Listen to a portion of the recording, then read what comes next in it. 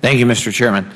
Just a couple of quick questions here that I have. And we've got about I'm told as many as 7 billion metric tons of waste rocks piled up all over Minnesota's Iron Range up in northeastern Minnesota.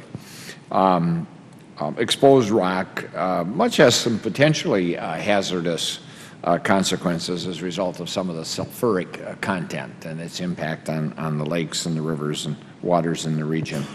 So, and there are some companies now that are moving in and they're reprocessing a lot of that ore. The ore was so rich back in the day that anything that had anything less than 40% iron content was just discarded.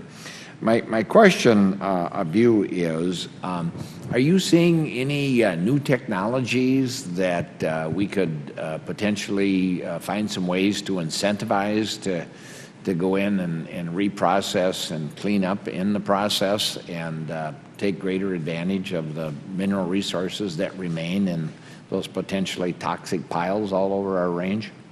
Well, I have heard about some emerging technologies. I think it's probably at bench scale, I would say right now. I think there's some efforts to do it, pilot it in the fields. I do think that many of the researchers believe it's promising.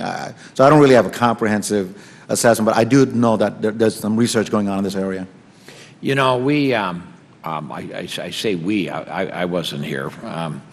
But, you know, the Bureau of Mines and Minerals was largely abandoned. I've seen reports from the National Mining Association, from the land-grant universities, from a whole variety of other sources that say we need to fund, you know, a national research center to studying and help facilitate the development of new mining technologies and environmental technologies associated with the mining and or the cleanup.